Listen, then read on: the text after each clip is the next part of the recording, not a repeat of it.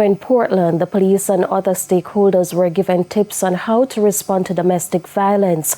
The initiative was led by former DCP Novlet Grant. During the two-day workshop, police were reminded how to properly take reports from victims. In addition, residents were provided with a medium to share information about domestic violence. The leadership of the Portland Police says the networks created will help with the overall crime fighting in the parish.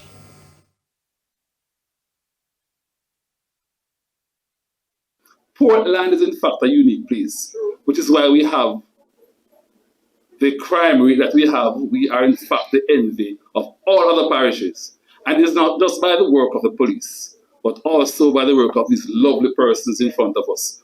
They go beyond and above their responsibilities, and they find ways of means of ensuring that, because Portland is their home, they are going to ensure it is kept safe. And this is just one more skill in their tool basket, and I'm certain that going forward, the whole business of crime and violence and the whole business of domestic violence will in fact be curtailed even further. We take another break. More local news when we return.